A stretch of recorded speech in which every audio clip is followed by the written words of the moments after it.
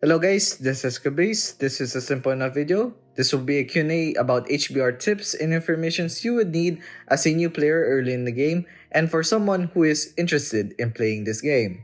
So, I have 25 questions. Let's get into it. Starting with, what is Heaven Burns Red? To me, I would describe it as a niche visual novel gacha game hybrid made in collaboration with Brightfire Studios, the creators of Another Eden, and Key, the visual novel company that created classics such as Canon, Air, and Lilbusters.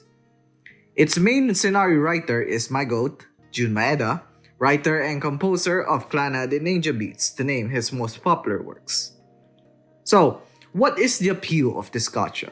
To me, it would be the story, characters, and music.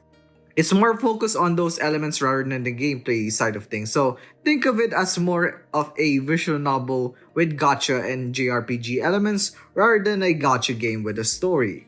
Ki and subsequently Maeda are known for nakiges, or crying games, specifically light-hearted and fun slice of life with tear-jerking and emotional moments in between. If you read or watched any Ki works, you would know what you're about to get into.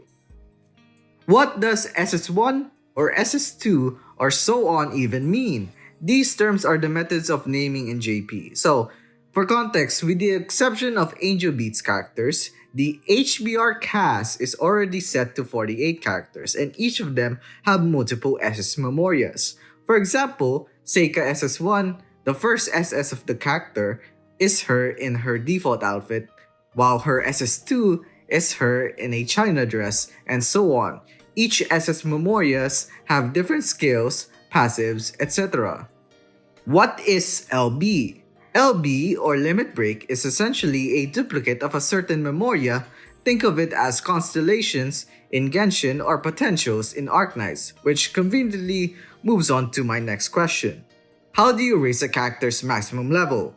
Short answer, through limit breaking your memorias. Long answer, the maximum level of a character depends on the number of limit breaks and rarity of their memorias. The level range is the following.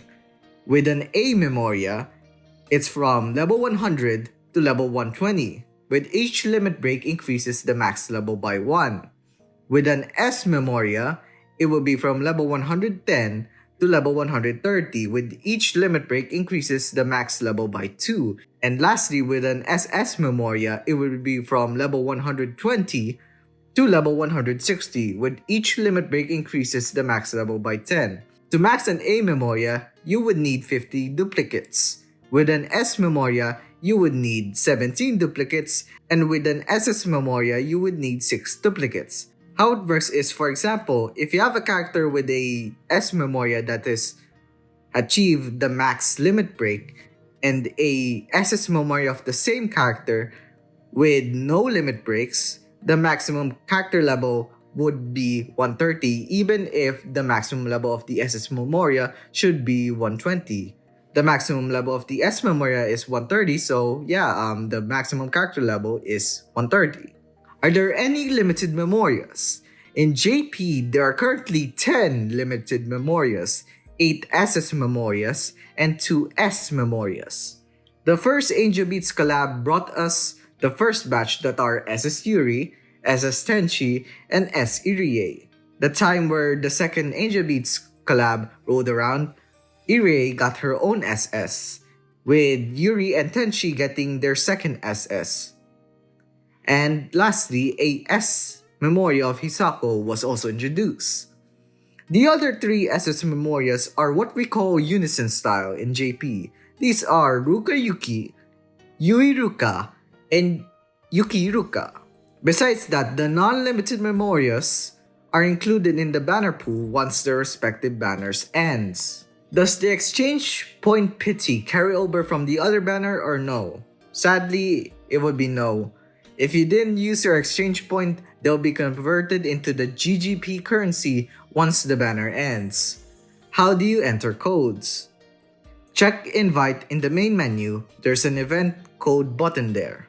Where do you bind account on EN? To bind your HBR EN account, it's mostly through your Yostar account, which applies on PC and mobile. However, in mobile, It has more selections like your Google or Apple accounts. Is it voice? Yes, it's fully voiced in Japanese, and I mean everything. Dialogue, monologues, thoughts of characters, etc. It's amazing. Now let's get into some rapid fire questions real quick. Does the game have a guild system? No. Does the game have a friend system? No. Can I beat this game without the gacha? No. And that's all for the rapid fire questions. Let's continue.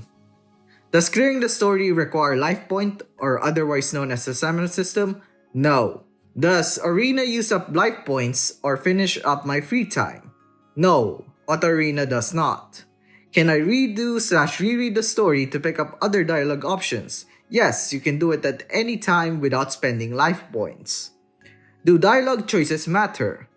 Dialogue choices do not matter 99% of the time. The 1% occur early in the story. However, the dialogue choices you make in that 1% will affect how Ruka's future interactions are, as they may recall previous dialogue choice events. Some CGs are locked before the dialogue choices as well. There are also some dialogue choices that will increase your personality stats, though you can always go back to get all the personality stats on your own time.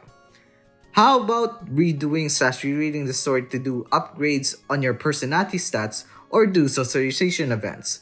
Now that's where your life points will be consumed. Do I need the best/meta memorias to clear the story?